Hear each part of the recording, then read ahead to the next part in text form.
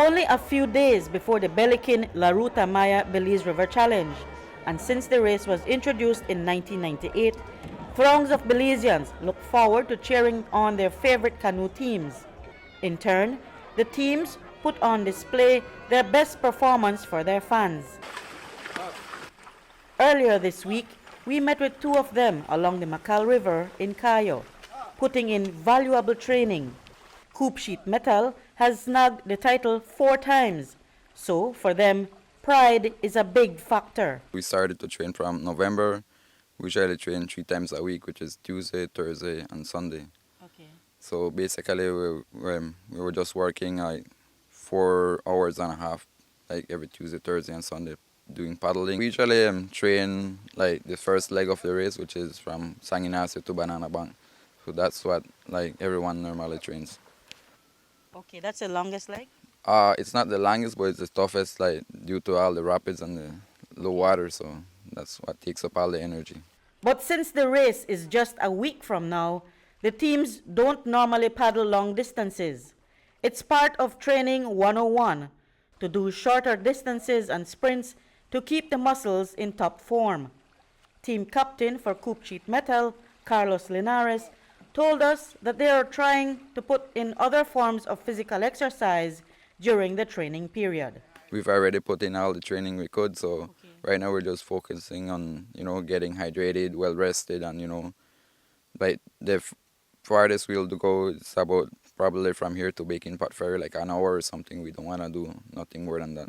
We did gym like 2 months, then we quit that, so we just focus more on paddling and some other techniques. Other days we'll run or do push-up or something else.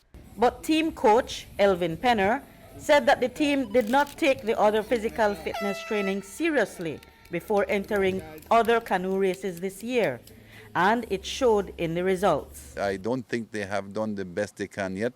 This is the Coop Sheet Metal team, the male team. First time they're paddling together as a team, so the expectations are not as high. They did some running, but they didn't see the importance of it, so it didn't continue. So the first few races that we lost, they realized, wow, we should have gone back to the gym. The rule of thumb is the lighter the team, the better. But aside from the hours in the gym and the time spent on the river training, there needs to also be strict discipline. We want to be in the water like probably like 10 minutes to 7, so we'll be up like I'd say from 6 a.m. So we'll just, have a small breakfast or something and just mix the Gatorade, gather up the paddles, make sure we have everything ready for that the training. And then there are other sacrifices that must be made. I have a family, right? So I have my common-law wife and my little girl, so I don't spend much time with them during the day, and at the night I was working as a bartender, but then it's part-time, so I quit that because then I wasn't getting my enough rest. Right after paddling, I will go straight into work 9-10 hours. You gotta sacrifice if you want something, nothing comes easy. Easy might not be a good adjective to describe the race for the Hive team either. It is a trio of youths all under the age of 18. Their captain, Efrain Cruz, told us that they are in it for the fun of it, and they are learning about the river in the process. When we go, we try to take all the rapids and don't try to go in the backwater, because if you go in the backwater, it will slow you down, so you take the rapid. Waves are too big for us. So there must be something that draws you to this kind of event. Is it you do it for the fun of it? Yes, miss. Love of the sports.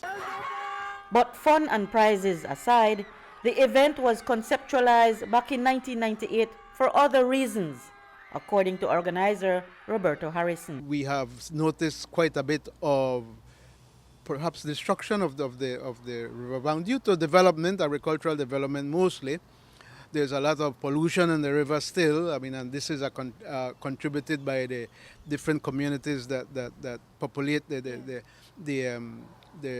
riverbanks, so that we ought to be working more, creating more awareness outside of the race to try to mitigate these issues that are still prevalent on the river now. Discouraging pollution of the river and its banks might require an educational campaign. The river is oftentimes littered with debris, whether from floods or human activity. Linares finds that when the tides are low, such as he expects for this year's race, the debris impacts the paddlers. It seems like this year is going to be pretty low, lower than last year. Which means what for you? It's an advantage for the lighter teams, you know, because the heavier team, they gotta be careful for not to break their canoe. And even though we're lighter, but we gotta be on the lookout for stones, sticks, because you know the river, the lower the river gets, the more you know the stones come out, sticks. You know, sometimes you could pass over them, but due to the water, sometimes you know the river, the route changes, so you gotta go around. Today, Coop Sheet Metal and the Hives had a friendly sprint for our camera. It was an opportunity for the upcoming youths to send a message. Now we're coming up strong. In a few years, we're going to win them. Not this year? No, not this year. I feel proud of them. You know, they're the future of paddling. You know, they're very young. They stand a good chance to win. But I mean, the category is different. I would like to take this time to give a big thank you to our sponsors, Coop Sheet Metal, Universal Hardware, the Hive, Twin Town Clinic. You know, Dr. Mike.